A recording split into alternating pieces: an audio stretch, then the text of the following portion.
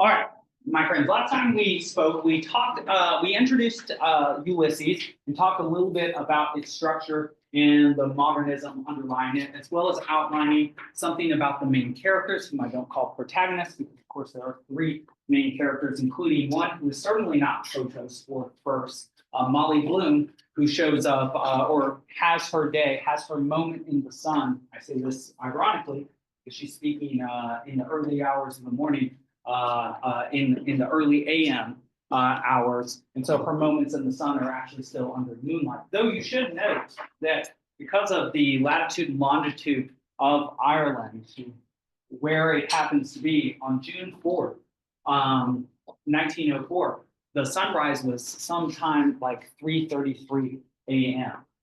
And the sunset wasn't until after 8 p.m. at night. So it is a day filled with illumination, filled with light. You might see parallelism between how much physical light occupies Ireland and how much insight or enlightenment or illumination into one's own character and world that the main characters like Stephen Dedalus, Molly Bloom, and of course Leopold Bloom experience. So I have in front of us a couple slides that just show the chapters of Ulysses. You notice that there are 18. Something to keep in mind is that classical epic likes the number 12 or 24 for numbers of books, which is another way of saying chapters for epics. The reason that many of these chapters are called books is because originally they were included on individual papyrus scrolls that you would unwind. Papyrus, very expensive, often imported from Egypt, though in the Middle Ages, because of conflicts between various Muslim and Christian regimes, access to Egyptian papyrus was not always easy for the Latin West, which is one of the reasons that vellum and paper were first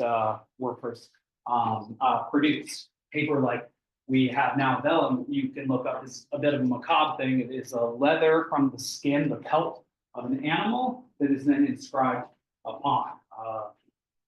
Perhaps that is more or less brutal than wearing a leather jacket. It would be hard to say. That said, when we look at the structure of Ulysses, we notice that it is not 24 books like Homer's Iliad and Odyssey. We notice that it is not 12 books like Virgil's Aeneid.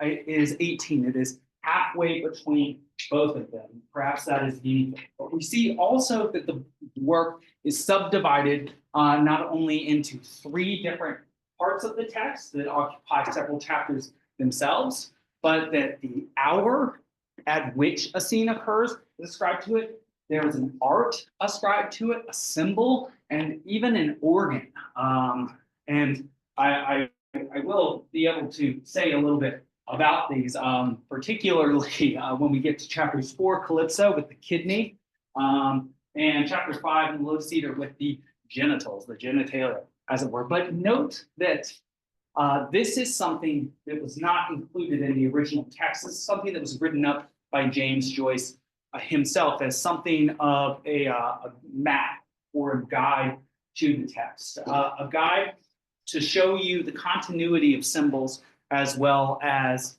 what would fill each particular chapter. So when we get to Lotus Eaters, chapter 5, for example, there will be several images suggesting repose, laziness, just sitting along. In fact, the final image, and this is there's a bit of heresy in this chapter too. Not only will Leopold Bloom be sitting in a Catholic church and thinking, oh yeah, it's kind of smart how they have incense, and then they speak in this sort of magical Latin, sort of dull people's wits, and so that they become receptive to the message. He is himself baptized Catholic, but is not really a practicing Catholic. He's not practicing any religion. He is ethnically not really, but he is seen as ethnically Jewish by those around him. His mother was not Jewish, and Judaism, traditionally speaking, is matrilineally descended. But so he's sort of Jewish, or at least perceived as Jewish, but he's not a practicing Jew. In fact, in chapter 4, the kidney chapter, Calypso, the first thing we hear about Leopold Bloom is that he eats with relish pork kidneys. Something you may know if you study Judaism or Islam is that there's a prohibition against the eating of pork. So he obviously is not a practicing Jew, and that he does not honor the dietary restrictions of that particular sect. You should know also that he was he was first, in accordance with his father Virag, baptized into the Protestant church. Just do it later. He was baptized into the Protestant church because recall his father Virag, who was Jewish, converted to Protestantism to marry Leopold Bloom's mother, and then Leopold Bloom converts to Catholicism in order to marry Molly Bloom, who herself is in fact ethnically Jewish by her mother's side, though she is not perceived as such by those around her. You can see that there is something to be said about identity being ascribed to one by those who surround one, and that the identity that is often imposed upon one is not even an identity that is that ought to be applied to one. For example, Leopold Bloom, one is it doesn't seem as if he is Jewish, Protestant, or Catholic. I think in these days, in the early days of the 21st century, we might call him an atheist or agnostic at the very least. But at this time, in the 1920s, or at least 1904, when this is said, what he is, because of the complexity of it, is not something that people around him, and this is perhaps a powerful message to convey, it's not something that the people around him are equipped to deal with. They look for simplicity when they look for identifying somebody. They look to see something that is like a stereotype, and they try to find it in Bloom. And this will come out in many indignities during the course of the day, in particular when he is attempting, through a complex legal fiscal situation, to have Patty Dignam, who is a man who unfortunately drank himself to death and is the figure being buried in the Hades episode. He left a wife and children, and he had a life insurance policy. But unfortunately, he took out a loan against the life insurance policy, and the life insurance policy became the guarantee of the loan. He did not repay the loan. Therefore, who is going to get his life insurance policy? His family or this company? Well, the company. However, turns out that he did not finally sign away this loan. So on a technicality, which Bloom is included in, alongside Martin Cunningham and Mr. Power, to try and decipher the intricacies of Patty Dignam's wife, because of the lack of thoroughness and scrupulousness of her husband, may actually end up receiving a life insurance policy which would help her along the way. But why is Bloom invited to help with this financial matter? What is it about him that the two gentlemen seeking his help must see about him? You may know that there is a traditional stereotype from well within the medieval ages that Jews are merchants and money lenders. There are many different sorts of people who are, including the Italian Lombards. But that was one of the perceptions. And in fact, sometimes in medieval texts, you see Jew and merchant being synonymously used. What is it about Leopold Bloom that made these men think that he might be of use in this situation? Perhaps it is because they partially and perhaps even incorrectly perceive him as Jewish and having some special affinity for fiscal matters. And so even when he does good, there is something about his good nature that is misperceived by those around him and identified as coming from a different source. I invite you to wonder whether that is the case with you, and whether those around you, regardless of the intentions which you house and the identity which you embody, misperceive you because you are yourself chimerical and complex and complicated, and yet people's perceptions are very much simple. Do we want to see things which are complicated as complicated, or do we prefer to simplify things immediately upon seeing them in order to accurately, or at least just quickly, categorize them? Something perhaps worth keeping in mind. In any case, let me get more into the details. Ulysses is broken into 18 chapters, which are themselves broken into 3 parts. These 3 parts follow, in general, the 3 main characters, though with a couple little differences, which I will get into. The first part is called the Telemachia, chapters 1 through 3. And these are the first 3 chapters of the book, and they follow Stephen Dedalus, who is our figure of Telemachus. Recall that Telemachus is the son of Ulysses. And so one of the first parallelisms of this text to the great work, the Odyssey. And remember that Ulysses is the Latin name for Odysseus. Odysseus, ancient Greek. Ulysses, Latin. We have a famous former general and president, Ulysses S. Grant, named for this very person. In any case, the Telemachia is named for Telemachus, who is the son of Ulysses or Odysseus. I'll use both of those names. Odysseus or Ulysses is parallel to Leopold Bloom. Well, keep in mind that Telemachus is himself in the Odyssey about 21 years old, just about the time where he is going to leave his own home and make his own way. Odysseus in the Odyssey is at least 40 years old. He spent at least half of his life fighting a 10-year-long war and then going on a 10-year-long sea journey to return home. The third major figure of this text that we see after the Telemachia, after the Odyssey, is Molly Bloom in the Nostos. And I should say just one thing. The Telemachia in Ulysses is parallel to the first 4 books of Homer's Odyssey. The Odyssey portion, which is chapters 4 to 15, is parallel to the journeys of Ulysses, or the journeys of Odysseus, which are about book 5 to 14. And then the Nostos. Nostos probably looks like, if you look at it closely, a word that you know well. Does anybody know an English word that includes Nostos? Perhaps you are feeling some longing for home today. You missed something. Nostalgia, exactly. Nostalgia is a really beautiful and sorrowful word. I call it beautiful because it's a beautiful emotion, but it's a beautiful emotion in the way that it's also a sad emotion. Like you might imagine Helen, lonely among the Trojans, because she's hated by the women because their husbands are dying on account of her. But nostalgia comes from nostos, which means return.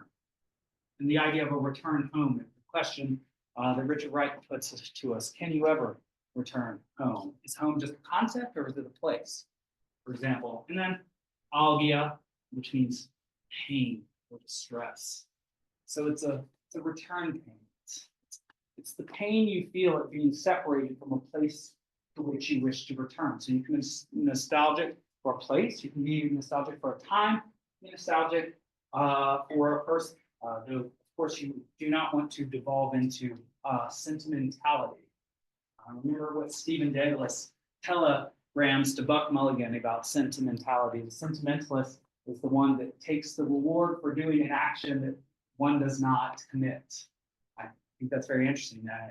And sentimentality, as opposed to emotion, is sometimes defined as feeling an emotion inappropriate to the moment one is existing at. So it's like you feel very sad for something mean you said earlier,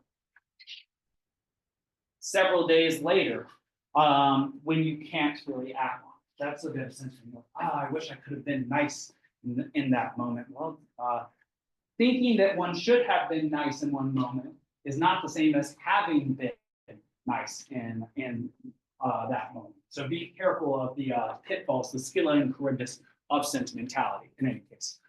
Each of the 18 chapters, oh yes, and before I say that, Nostos is chapters 16, 17, 18. It is not until 18 that we finally return to the Blooms' bed, Molly and Leopold, and there may have been a third during the course of the day.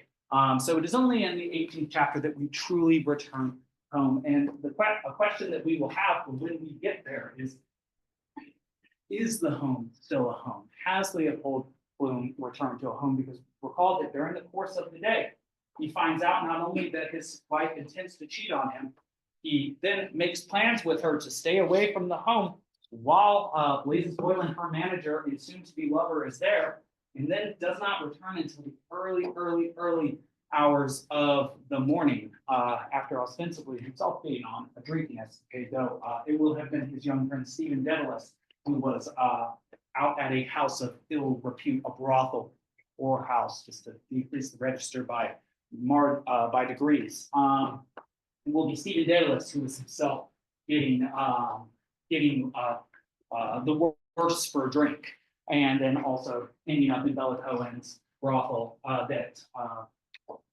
are one of our heroes, our protagonist, our main character, Leopold Bloom, brings home with him to Molly Bloom's house, and is the reason for him staying out so late. And yet, again, with misascribing intention to one based on one's perception of one's identity, Molly Bloom will think perhaps herself projecting, that Leopold Bloom may have been out with the girl himself, may have been cheating on her himself. And perhaps she justifies, we'll get to this, way not too far in the future, perhaps she justifies her own infidelity because she has evidence that Bloom himself has been unfaithful.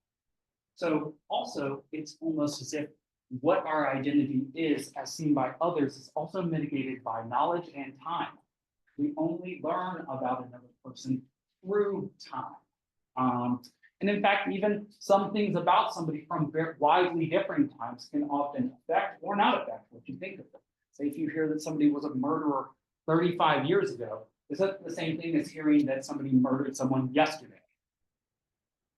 You might think, well, that's not even the same person. Or you might think, well, that's definitely the same person and they need to be blamed. And there are many legal scholars that would agree with you on either side, depending on the crime. You do obviously know that there's such thing called the statute of limitations on particular crimes in the American legal system. So there are certain crimes that you have to report and try and litigate or prosecute in a certain number of months or years in order to receive restitution. Though there are certain crimes like murder that have no statute of limitations.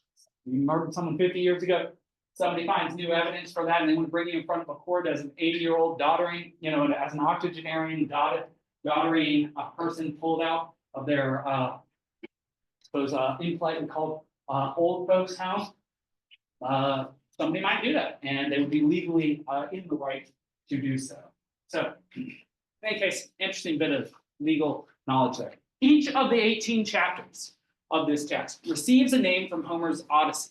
The first one, Telemachus. The second one, Nestor. Third one, Proteus. The fourth one, I'll get to Lotus Eaters, I believe. Lotus Eaters is the fifth one. Fourth one, I'll come back to it. Let's see, what even is it? Yes, Calypso, of course. That's 5 in the Odyssey. So those numbers sometimes mess me up. In any case, I will explain the corollaries, or rather the parallels, for each of these chapters as we go through them, because it is not my expectation that you have a deep classical education and know the Odyssey through and through, as perhaps James Joyce would have required of you in order to read this text with full joy. That said, I'll do my best to give you a brief summary, though I would recommend, if you have some summer reading coming up and you're like, oh, what would be like a good text to read that might inform me for the rest of my life and serve as an archetype for much of the literature and media that exists today? I'd say the Odyssey. You see the Odyssey come up in constant forms. In fact, I was watching a couple years ago Black Mirror. It's been a while since I've watched it, and there was an episode on a siren. And of course, a siren is a creature from ancient Greek mythology made popular by Homer's Odyssey. So, in any case, that's something that you will be prepared to know, to see, if you read such a text. Stephen Dedalus, who is he? Besides all of this philosophy that we've been saying about him. Well, he is a teacher, but he doesn't tell people that. He tells people that he makes his money off his scribbles and his writings. He wishes to be a poet.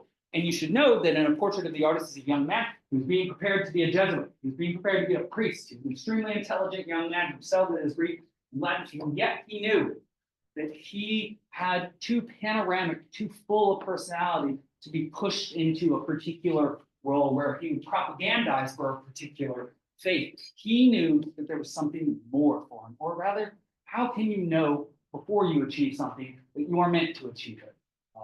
Aristotle says, well, that the way that you know you have a capacity to do something, that you have done it before, which is not always true, but is at least necessary for being true, right? You only know you can do a backflip after you've done a backflip, but maybe you can't even do a backflip now after you did it the first time, especially if you break the ankle, it's been 10 years.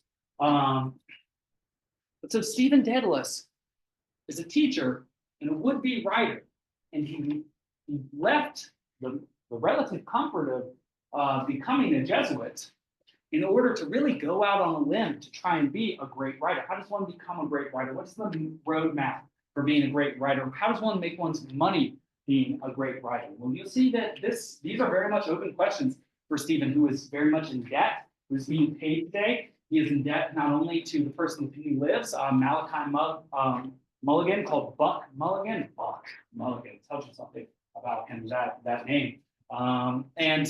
And also several other people. And so Stephen works a job as a teacher. He runs around to multiple newspaper offices, one of which the Evening Telegraph says with Miles Crawford, you should write a piece for us. And so he is a writer with writing talent, but he wishes to be a fiction writer. He wishes to write the uncreated consciousness of his people through something like a Ulysses novel. But is teaching correct for him? Is writing for a newspaper correct for him? Is running errands for the headmaster of his school good for him? Is drinking all night with his friends that he owes money to, who abandoned him, by the way, at the end of the brothel scene in Hades? Is that going to get him towards his dream? Something I encourage you to look at with Stephen is he knows what he wants. He's pulled in many directions. His focus is distracted by the friends around him, and also recall his immediate history, because what has just happened in his family's life, his mother died. His mother, who mothered 13 children, including him. Those children are, as far as we know, all still alive. In fact, we see a couple during the course of this text begging for money, even from their own father, Simon Dedalus. And so not only has Stephen's family suffered a huge loss, but Stephen himself is constantly afflicted by the presence and absence of his mother, the very active absence, you might say, the absence that you feel of a person or a thing which has been a major part of your life that then leaves your life.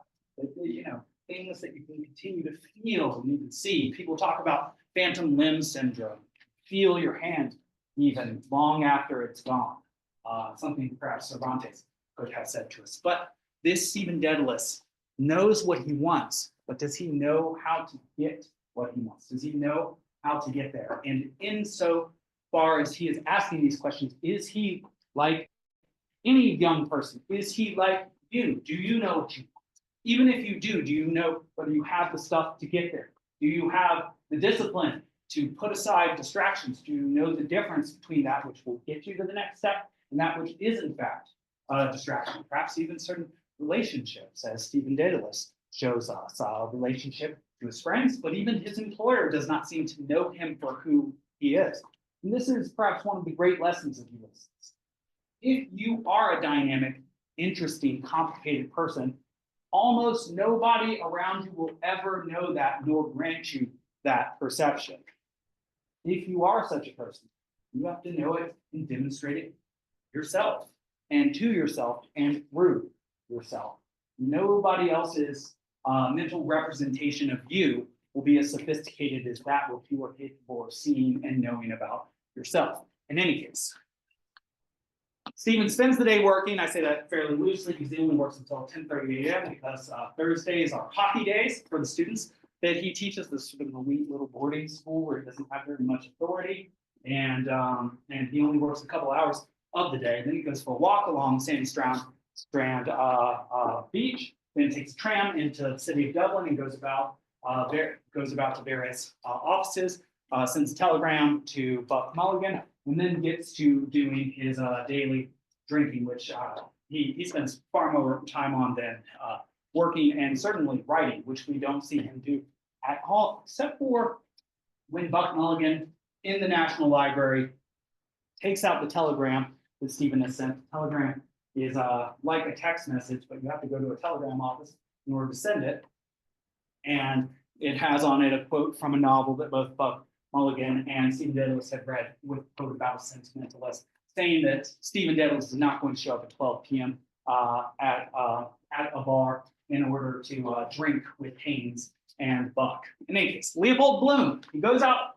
We first meet him as he is going out to acquire food for breakfast, or kidney. is making breakfast for Molly and will later attend a funeral, borrow the library, and pull Stephen out of trouble in Nighttown, and then finally return home with Stephen in the wee hours of the morning. I talked a little bit about the indignities he suffers because of his identity as a Jewish individual. And if you read this text closely, we'll see that one of the so-called problems that is mentioned both by Haynes from chapter 1 and also Mr. Deasy, the headmaster of Stephen's school in chapter 2, is the integration of Jewish individuals into England. And there is some notion that they both seem to share about Jewish financiers taking over the economy of Britain. And so there is an anti-Semitism in the air. Insofar as Leopold Bloom is perceived as Jewish, that anti-Semitism is going to be projected onto him. However, there's also another indignity that he suffers, which is the indignity of the cuckolded man. Does anybody know what the term cuckold means? It is not something that you become yourself, but are made to become by the actions of another. To be a cuckold is to be someone who is cheated upon. And so Leopold Bloom, his wife, is very beautiful. Molly, she's a singer. She is a sort of a glamorous lady in this Dublin city. And often the men around him kind of cast their glance askance at Leopold Bloom and think, why was it you who won, Molly? And they know also that Blazes Boylan is like a Don Juan or Don Giovanni character, a man who lives to pursue women. And he happens to be Molly's manager. So as Bloom goes throughout his day, not only will he feel the icy grip on his heart of the fact that his wife is going to, and then does, cheat on him, but he will suffer the sort of social indignity that those around him suspect that this is in fact the case, that he is something like less than a man because he is cuckolded, in the same way that he is less than an Irish man because of his Jewish identity. And something you might really want to think about are the complicated reasons why one person might cheat on another within the context of a relationship. And as we know, there are fairly complicated reasons underlying Bloom and Molly's lack of physical relationship with each other. In particular, their second child, Rudy, who only lived for 10 days, died. There's an ancient Jewish belief that any illnesses that a child has are due to the father. And so Leopold Bloom, in his unconscious mind, must think something like, if he touches his wife again and she becomes pregnant, she bears another child, he might or she might die. And then who would be at fault for that death, like was at fault for the very first death of Rudy? It would be Bloom. You should know also, though, that Molly is a lady that likes physical intimacy. And in fact, once, and this is something right in the text, and this is part of why this text got hit so hard by censors, once saw dogs frolicking around and then became quite enamored of her husband, Bloom. And so you should know that for 10 years, she has been denied the touch of her husband. 10 long years. And this day, Bloom's day, is the day on which she makes a change. A day that to her must have seemed like a uniform day in the across the sea of infinity. That when would she ever be touched by her husband again? When would they ever celebrate the intimacy of physical union within the confines of marriage? And so it is almost as if thinking she will never have the ultimate sort of satisfaction or pleasure again, she settles for a substitute. I think knowing these additional pieces of information complicate our perception of the relationship between Leopold and Molly, and complicate our perception of each of them as individual actors. They have many reasons for doing and feeling the things that they do, like a real human does. They are imposed upon by social considerations, biological considerations, like the fact that they're aging, the fact that they have urges and desires, and then also but emotional and historical difficulties as well. Like what happens to the relationship when a major aspect of marriage falls out of it. It does does one go seeking for it in a different place? We see also that it's not just Molly that's being unfaithful. Also, Leopold Bloom has started a written correspondence with a lady typist, not a very good typist, named Martha Clifford. And it will turn out that Molly knows about Martha Clifford. And so when she cheats on Bloom, she thinks that he has a girlfriend somewhere, but she does not know that in fact she is just a written correspondence. But does that mean that Bloom is not cheating on her? You see the complicated nature of such questions, and also the difficulty of only having partial knowledge when you make your decisions in this world. Well, in any case, Molly Bloom is the figure of Penelope, in the same way that Leopold Bloom is the figure of Odysseus and Stephen Dedalus Telemachus. Irony, bit of irony here, is that Penelope, in contrast to Helen of Troy, and perhaps Eve from the study of Adam and Eve, and even to some extent Pandora, an ancient Greek figure, Penelope is known as being a figure of loyalty. For 20 long years, even with 108 young suitors, spending 3 straight years suiting her, day in and day out, she stays loyal to Odysseus. See how this is an archetypal notion of loyalty. Who could ever be so loyal? And this is while she thinks, and this is a terrible feeling, that Odysseus is probably dead, but since he died on the sea, they'll never find his body, so she'll never really know. Vietnam in particular, there are a lot of people's bodies that were not ever found, and families never feel like they can really rest until they know 100% that somebody is dead. This is something that has not changed over thousands of years, and so Penelope is counseled to just move on. It's been 20 years, for God's sake, right? 20 years, especially in ancient Greek times, the vast majority of one's life. And yet she stays loyal. Molly Bloom goes through her 10 years of not committing infidelity, but ultimately she does. And so how is Molly an appropriate analog to Penelope? How is a figure of ultimate fidelity parallel with a woman who on this very day is becoming unfaithful and cuckolding her husband? There must be some reason.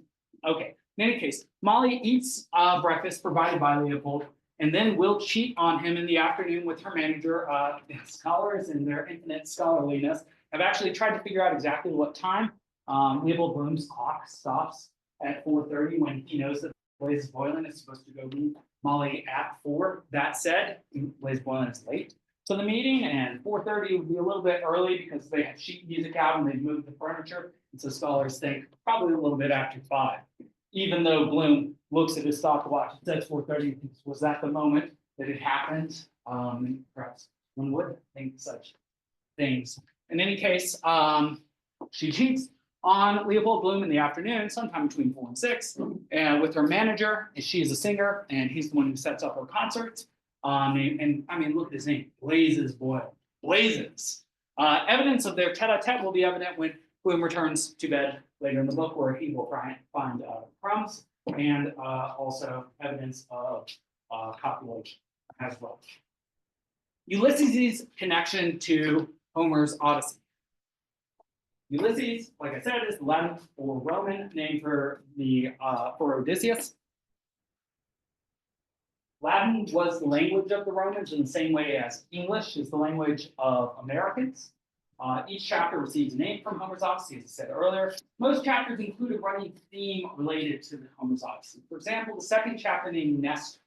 Nestor in the Odyssey has an epithet. It's a sort of title that one is called by rather than one's name at times, called the Grynian horse. And in fact, he's known for having fantastic horses and living on something like a plain along the way to Sparta, where Menelaus lives. So if he is called a horseman and known for having fine horses in the Odyssey, one might expect horses to be part of the theme of the Nestor chapter. And in fact, we notice when we go to Mr. Deasy's office, and note also that Mr. Deasy is an old man, but is he an old, wise man? He gets his history a little bit wrong. He enters into himself a tete-a-tete argument with Stephen Dedalus and misidentifies Stephen himself as Athenian. And so, whereas Nestor in the Odyssey was unironically the wisest of the Achaeans who gave advice, even though his physical limbs had become weak, he had something to offer. This Mr. Deasy, again, sort of an ironic portrayal. In any case, he has images of famous horses all over his walls in his office. And he asks, he's just typing up a letter as Stephen walks into his office to receive his pay, kind of sheepishly. He's like, my money. And when Mr. Deasy keeps him and talks to him, you can understand how Stephen doesn't really want to have this conversation, but he doesn't want to say, hey, can I just have my money? And he would like to say that, but he can't, right?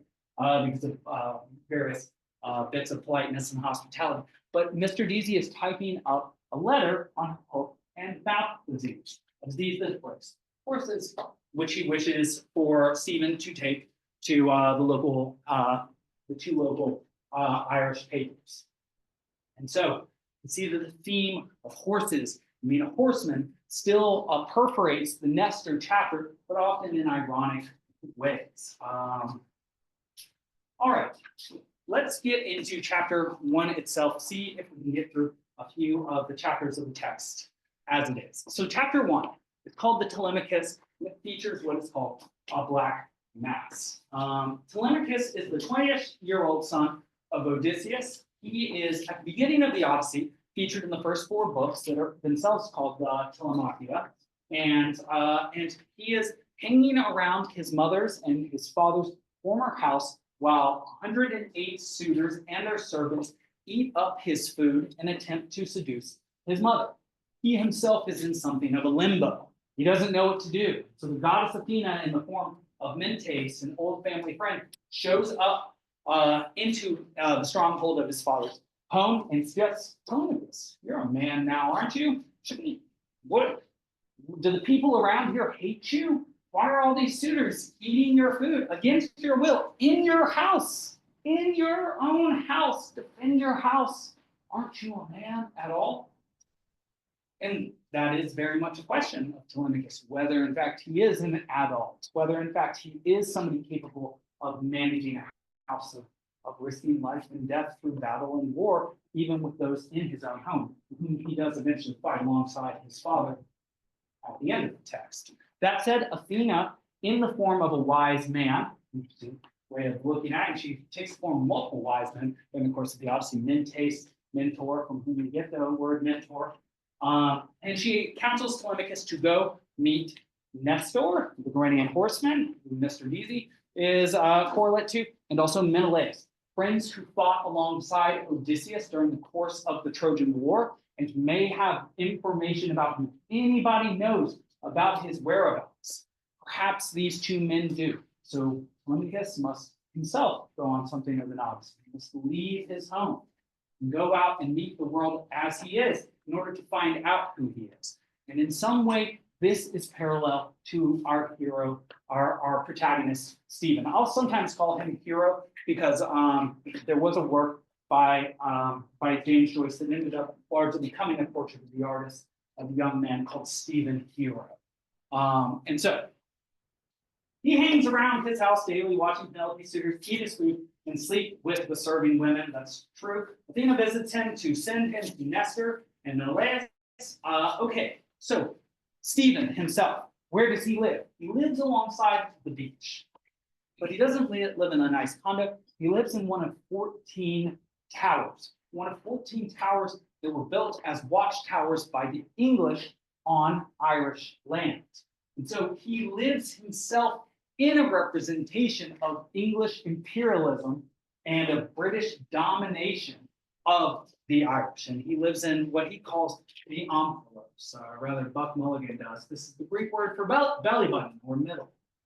And so there in the, I guess it would be the 8th. So, 1, 2, 3, 4, 5, 6, 7, and then 8, and 9, 10, 11, 12, 13, 14. Wherever the omphalos would be given those numbers, the very middle.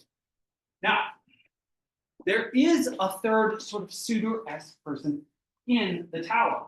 with Buck Mulligan and Stephen Dedalus. This is the Englishman, Haynes. Haynes, who the very last night had a dream about a Black Panther and shooting it, does have a weapon. You should know that Stephen Dedalus always wears black. So Haynes is screaming about shooting a Black Panther, and Stephen Dedalus was terrified because he thought, oh, perhaps this dream about me. So there'd be something exotic, like he goes on safari to shoot me, the Irishman, as it were. And there is reason to suspect that Haynes does perceive Stephen Dedalus in this sort of exotic way, and that Stephen has several zingers that he shares during the course of his conversation with Buck Mulligan and Haynes. And Haynes notes them and says, "I really want to put together a book of your sayings, Stephen. You can note that there's an element of exoticizing somebody there. That would be like if I went to, say, as an American, a Native American tribe, and sat around one of their literary people, and myself, wrote down what he or she or they said, and then published a book based on it, and then made the profit myself. You can see how I would have, say, views of people that were themselves imposed upon by my nation in order to enrich myself. And this is something that Haynes does represent. In the same way, the very place that Stephen lives represents the subjugation of Ireland to England. In the house itself, there is an English man who is trying to subject the intellect of Stephen. And this comes up again and again. An Irish milk lady comes to deliver milk to the individuals. And who speaks Irish to her? Not Buck Mulligan, the Irishman, not Stephen Dedalus, the Irishman, but the Englishman, Haynes, who has learned it in school, because the Irish no longer speak Gaelic in the early 20th century because of various repressions in the 19th century in order to make them more English. And so even in his own home, his Irish identity is used to make something of a curiosity out of Stephen, rather than a full autonomous person. He is like an interesting exhibit in a museum for this Britisher Haynes to look at. And this is something that he keenly feels. Note also that he mentions that history is a nightmare from which he's trying to wake up, not only because of his personal history, because his mother just died, but also because, he lives on an island that is currently owned by the English. He lives in a building that was first created in order to keep enemies of the English out. He has an English person who, by some argument, might himself be an enemy in his own household. And yet then what language does Stephen speak? Well, he doesn't speak Irish Gaelic. He speaks English, the language of his own conquerors. And so Stephen, you can see, is almost overwhelmed, is totally drowning in symbols and of the reality of the subjugation of himself and his people. And he, as an artistic, sensitive soul, is somebody that seems to care about this, though he is surrounded himself by many, many people who seem to deal with the facts of life by drinking. A lot of the Irishmen that we meet during the course of the day start their drinking at lunch. And we'll see plenty of that. Is that itself an attempt to deal with these deep and difficult emotions? Does Stephen himself engage in drinking because the power of his sensitive soul to feel these emotions just makes it too much for him? It's an attempt at himself medicating. All right, good. The actual events that happen in chapter 1 are fairly simple. Buck Mulligan instigates a Black Mass by saying Inter Evo ad altare Dei, which are the first words of the Latin Mass. Stephen Dedalus sees his cracked mirror and says that is a symbol of the Irish, which is self-interesting. A cracked mirror is itself an instance of not quite seeing oneself correctly, right? Of being fragmented, of one's reflection being fragmented, not whole, not integral. Something to keep in mind. They then have their breakfast. Stephen does eat a piece of toast. He'll later say that he hasn't eaten anything in 2 days, but he's had a little bit to nibble on, and then Buck will decide he's going to go for a swim, make fun of the fact that Stephen, the bard, as he calls him, also Kinch, the knife blade. Buck is not Malachi's name, Kinch is not Stephen's name, but they call themselves by these names. Perhaps you see a quixotic element in this. Also thinking about names, Faustus means lucky. The underground man has not a name. Perhaps you'll say something about friendship and knowledge there. Perhaps the things which people call you suggest something about you, like when you're young and somebody says, "Hello, son," or "kid," and you're like, "Don't call me that. Don't subject me as if my age is an impediment on my ability to think." I'll tell you, as sort of a young-looking scholar, people do this to me all the time. Like, "You look too young to be a professor." I'm like, "Well, I've done the work necessary, so that's all that matters."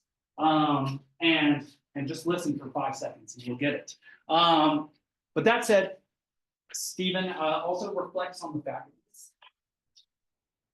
this is a book that does not admit of easy categorizations, even with the characters who themselves seem simple. Perhaps this is only different with Blazes Born. Is Buck Mulligan, as irredeemable as he seems to be, an easy heretic who is himself imposing on Stephen and ends up taking Stephen's key to the house at the very end of the tower. It's called the Martello Tower. At the end of chapter 1, meaning Stephen cannot return there if he is not in the company of Buck Mulligan, which during the course of the day, he will look for lodging with his Aunt Sarah, won't end up actually pursuing that, and then we'll kind of walk around not knowing where he's going to sleep at night. Buck Mulligan, for all of his boisterousness, is a medical student, so those around Stephen often see Buck as the more promising of the two. What does a promising young writer look like? It's disheveled and jobless, as Stephen soon will be.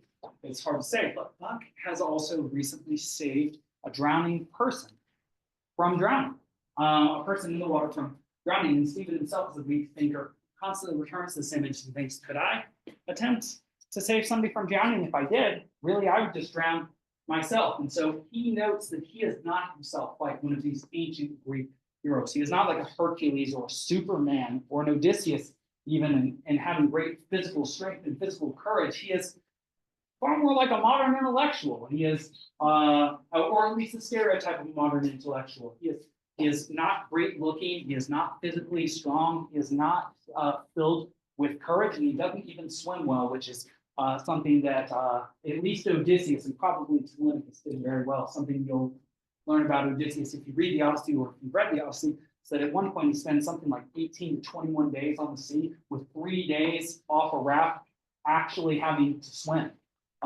So 3 days of swimming in the ocean. This is a powerful, powerful, powerful swimmer, a mythically strong individual, as it were, to be able to do that sort of thing. And yet, Stephen can't even swim well enough to try and save one person from the water.